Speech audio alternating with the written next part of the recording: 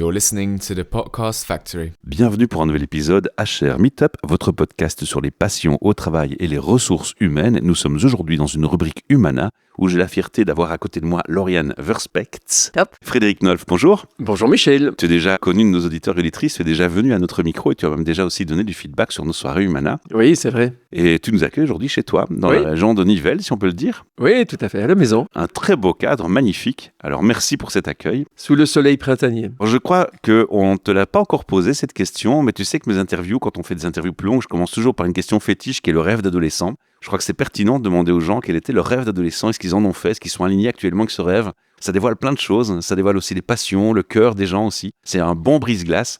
Cette question elle me plaît beaucoup, je vais te la poser Frédéric. Trop chouette. Écoute, mes parents avaient acheté une petite fermette en Ardennes. Mon papa était très amateur de nature. J'ai perdu mon papa il n'y a pas longtemps, il y a un mois. Donc Désolé. C'est une histoire un peu perso et émouvante. Et on avait creusé, mon père était très intéressé par la nature, il guidait dans des réserves naturelles, etc. Et il nous avait fait creuser ce qu'il avait appelé une mare biologique. C'était un trou dans lequel on avait mis une bâche, de l'eau. Et alors on avait vu la vie s'installer là, des tritons, des grenouilles et tout ça. Mais c'était un tout petit bazar qui devait faire quelques mètres carrés à peine, peut-être 4-5 mètres carrés. Donc c'était très modeste. Mais il y avait déjà un peu de vie là-dedans. Et on avait tellement projeté de choses là-dessus que j'ai une fois fait un rêve où je m'étais réveillé, que ce truc avait débordé, qu'on était en fait entouré d'eau avec des canards et tout, et qu'on avait un immense étang chez nous. Et puis c'est peut-être pas par hasard, tu es aujourd'hui chez moi, tu as vu que j'ai des étangs maintenant. Je pense que c'est pas par hasard que j'ai eu le coup de foudre pour cet endroit. Tu rêvais de faire quel métier? En fait, assez tôt, je m'intéressais à la communication, ne connaissant pas les ressources humaines, mais ce que je projetais dedans, en fait, c'était plutôt du RH.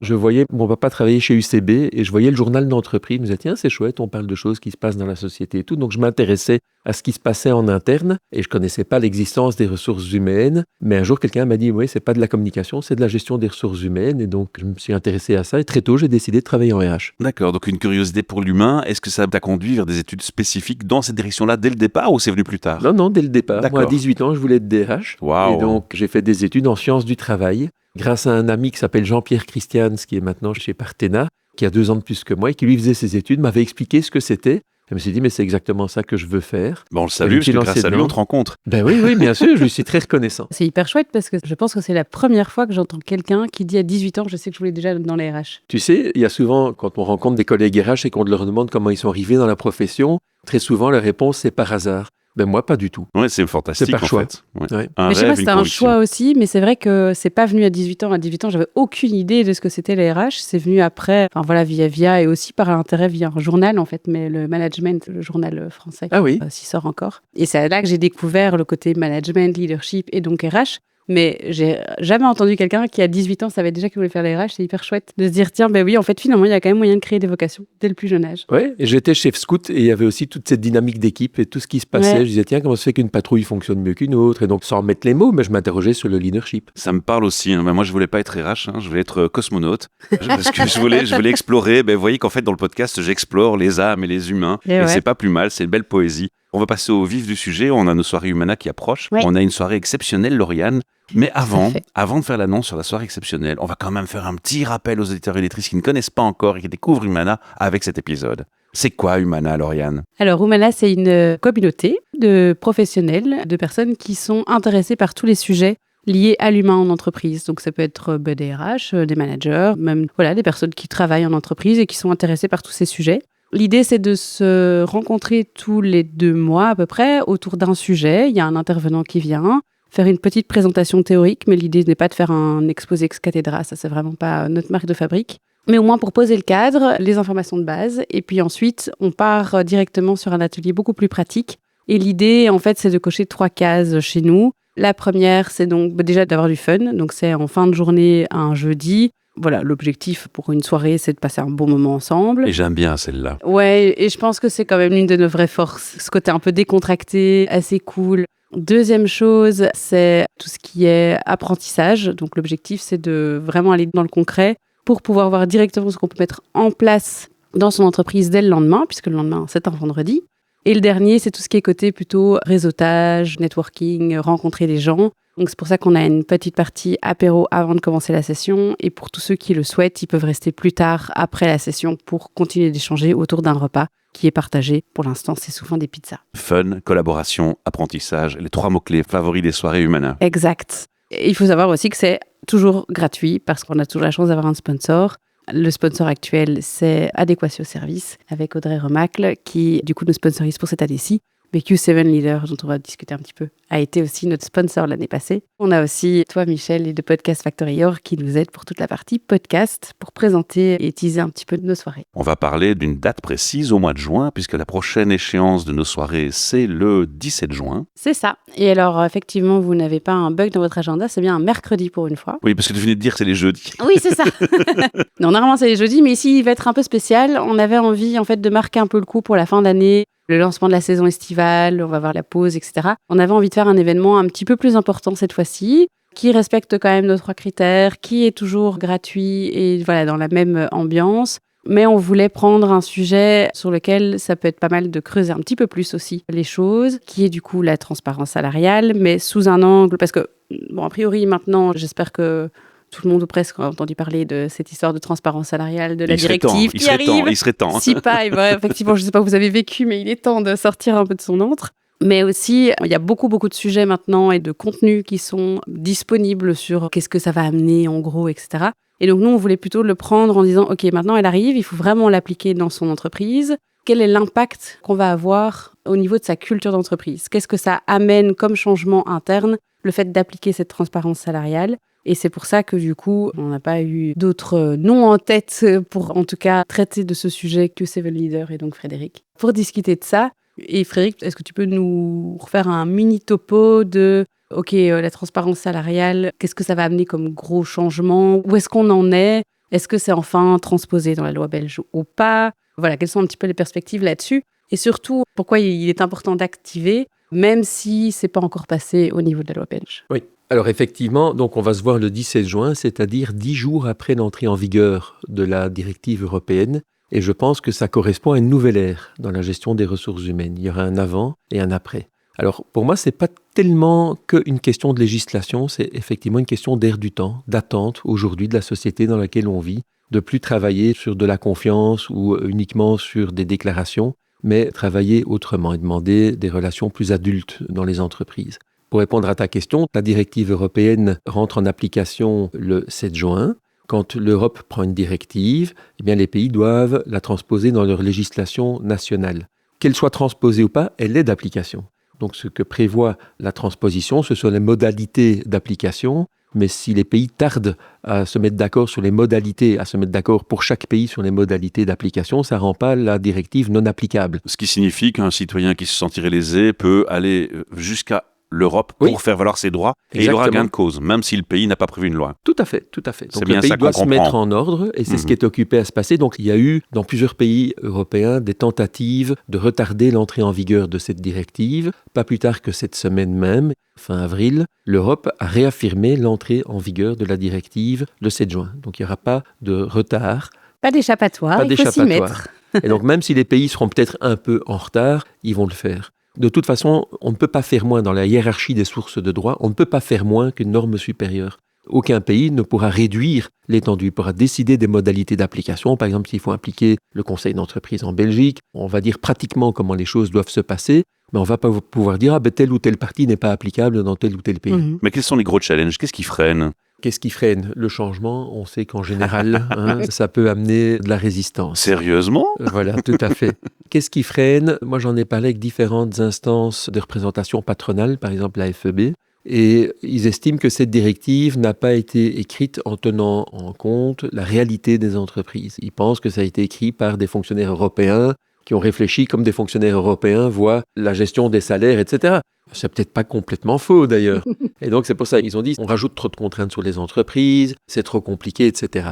Je pense que c'est sans doute en partie exact. Maintenant, c'est le premier argument à la résistance au changement, c'est de dire que c'est difficile. Voilà, c'est difficile, ça n'ira pas. Mais donc voilà, l'Europe a réaffirmé que de toute façon, on avançait sur ce sujet. Mais du coup, à quoi s'attendre aussi en termes d'impact sur la culture d'entreprise? Parce que, OK, il y a un aspect législatif, il va falloir faire un rapport, il y aura toutes des choses effectivement à faire, à prouver, à montrer, changer ces offres d'emploi pour au moins mentionner une fourchette, etc. Mais concrètement, à quoi est-ce qu'on peut s'attendre comme impact réel, concret, dans une entreprise, en termes de culture? Plus de transparence, afin d'essayer peut-être de redonner de la confiance dans les systèmes de rémunération. Il y a un peu une double logique. Aujourd'hui, Il y a des gens qui sont entre eux très transparents sur les rémunérations. Moi, j'ai commencé à travailler il y a une trentaine d'années, son salaire c'était secret. On n'en parlait pas avec ses collègues. Maintenant les gens parlent énormément. Les gens entre eux maintenant partagent leur salaire, etc.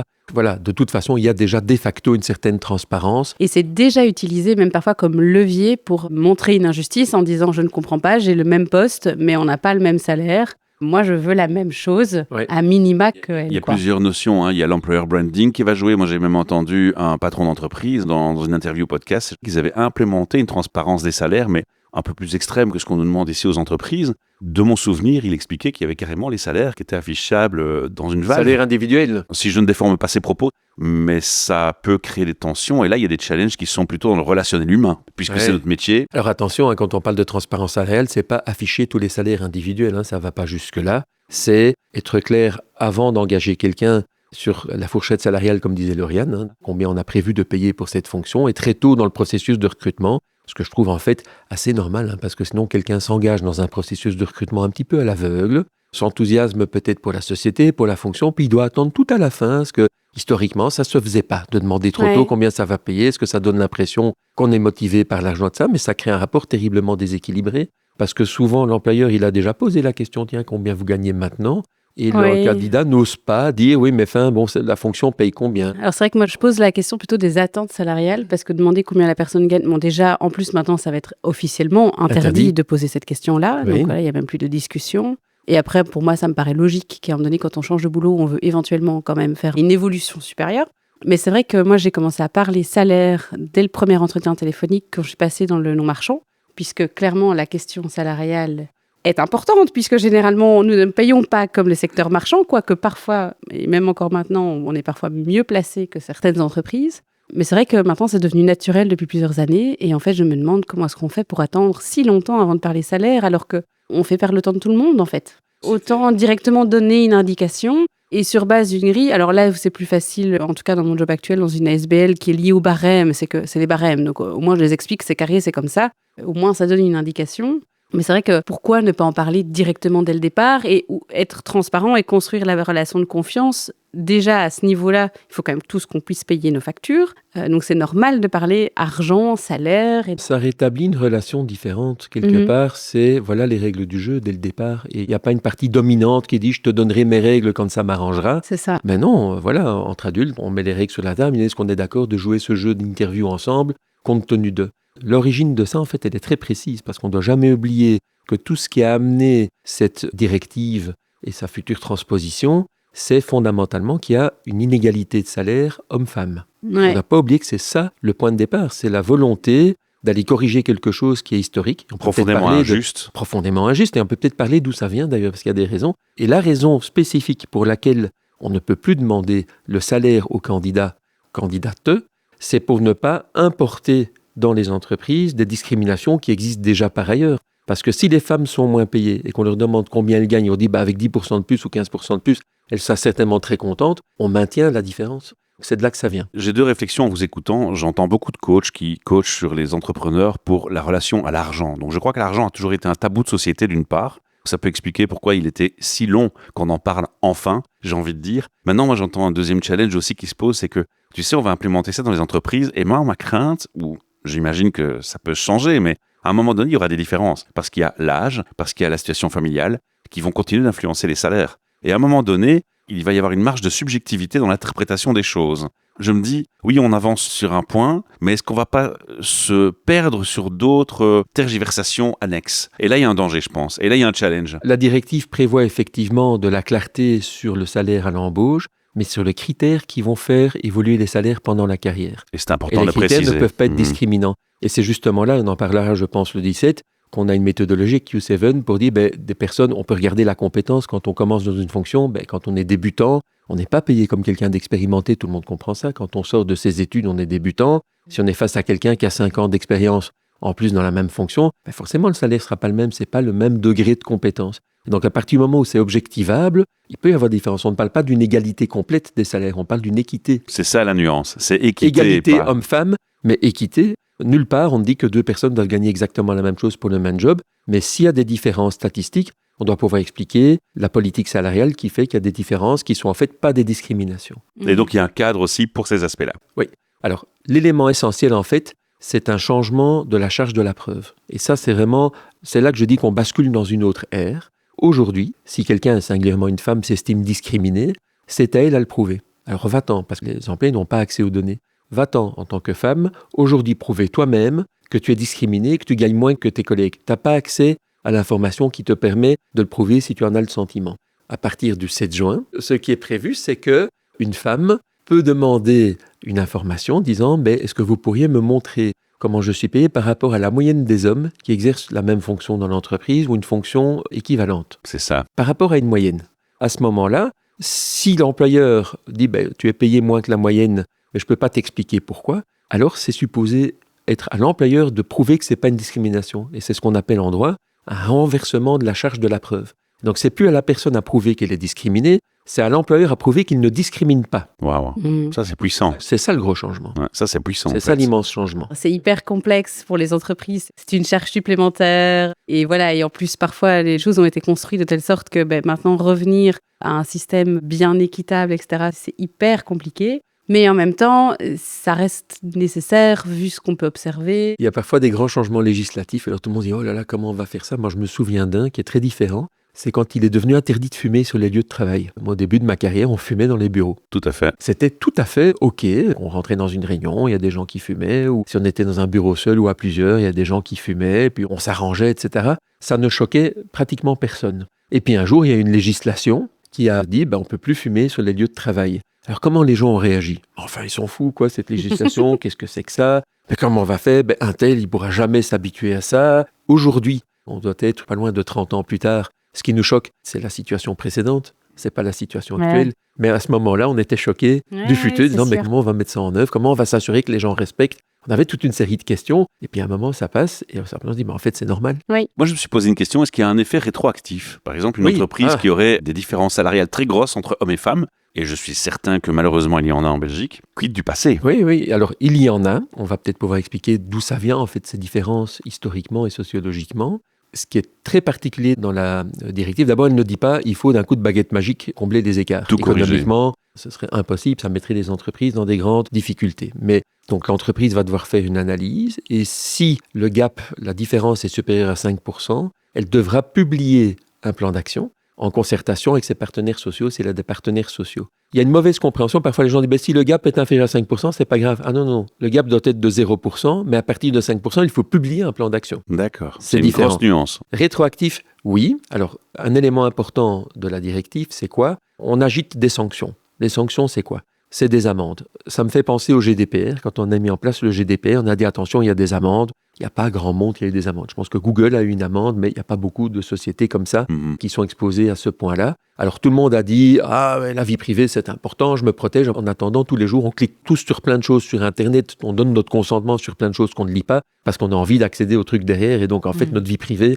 on n'en prend pas tellement soin. Moi, le premier. Donc, je veux dire, on est... Voilà. Dans la transparence salariale, donc, il y a ce risque d'amende. Mais il y a un autre risque. C'est que la personne qui va demander si elle n'est pas discriminée, si on n'est pas en mesure de prouver qu'elle ne l'est pas, elle va pouvoir réclamer une correction rétroactive. C'est-à-dire qu'elle va pouvoir dire, si je suis payé X% de moins que ce que je mériterais d'être payé par rapport à ce que les hommes sont payés dans la société, vous allez devoir corriger mon salaire depuis mon entrée en fonction. Wow, donc si on a 13 ans de carrière... S'il y a une discrimination qui existe depuis 10 ans dans la société, il y a 10 ans à rattraper. Wow. Alors, il n'y a pas quelqu'un qui va aller frapper comme ça à la porte de son RH disant « Tiens, t'as pas 5 minutes pour me prouver que, sinon tu me fais un chèque et c'est réglé. » Ça va pas se passer comme ça. Ce sera probablement dans le cadre de conflits, par exemple à la fin d'un contrat de travail, par exemple si quelqu'un effectivement décide d'attaquer son employeur en justice pour discrimination, seul ou à plusieurs. Peut-être que des syndicats vont s'intéresser à ça, ou peut-être qu'il y aura, ce qui n'existe pas aujourd'hui en Belgique, ce qu'on appelle des class actions. Si plusieurs femmes d'une société disent « mais on est sous-payé par rapport aux hommes depuis longtemps dans cette société », elles pourraient s'associer, faire défendre leurs intérêts par un avocat et attaquer ensemble l'employeur. Alors on dit « mais est-ce que les gens vont faire ça ?»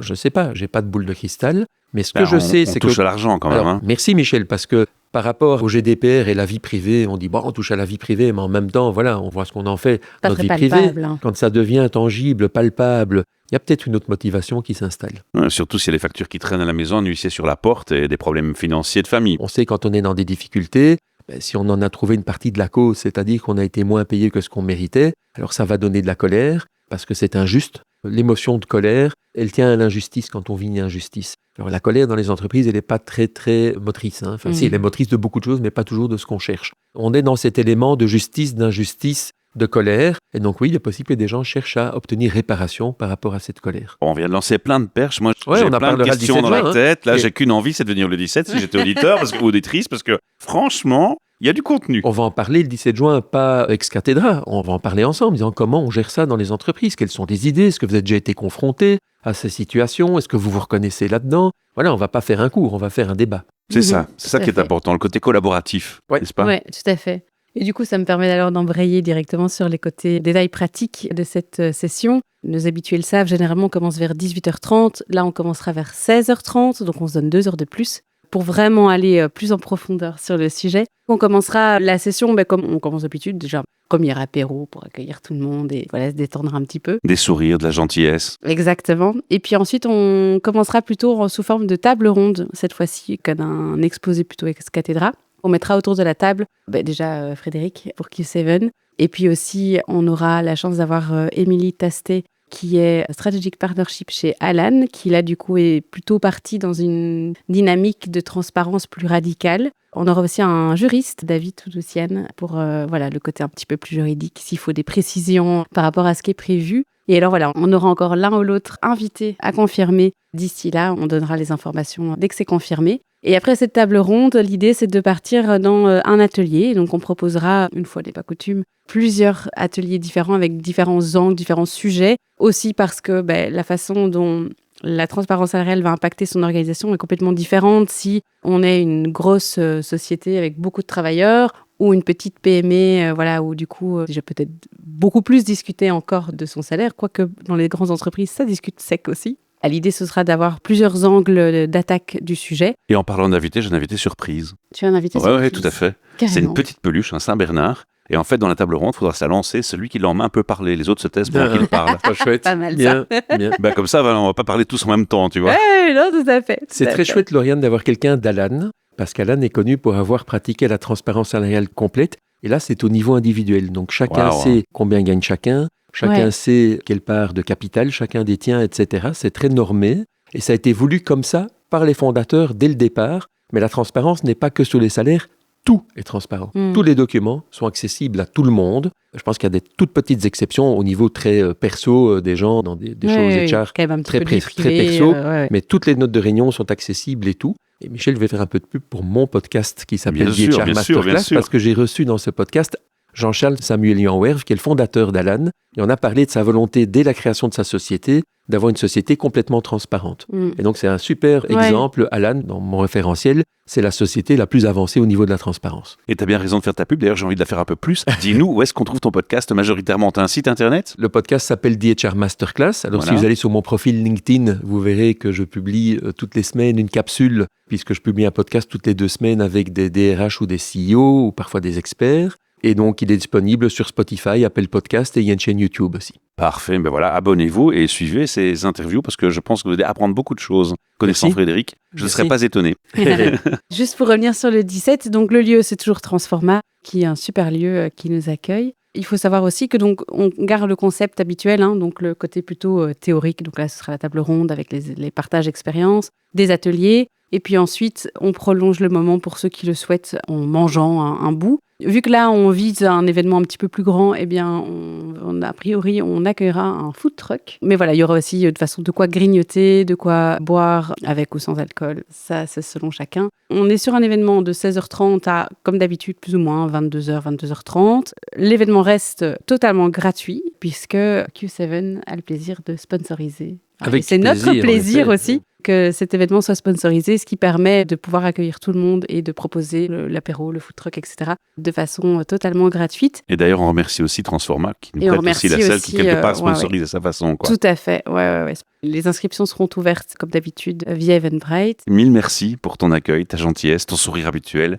ta bienveillance naturelle. Et puis merci aussi à Lauriane. Et puis on se retrouve pour de prochaines aventures podcast. Et il y a un répondeur, donc dans le texte descriptif, il y a un lien, vous cliquez dessus. Vous pouvez laisser un message vocal à Frédéric, à Lauriane, à moi-même, et on répondra avec joie. Et si vous dites qu'on peut partager sur le réseau, il se pourrait qu'on entende votre voix en commentaire sur le podcast. À bientôt. Cool, et on se voit le 17 juin. On se À voit le bientôt. 17 juin, merci beaucoup. Ce projet podcast est une initiative créée et proposée par l'ASBL de Podcast Factory Org avec le sponsor de Transforma BXL Innovation Playground, espace de coworking à Ever.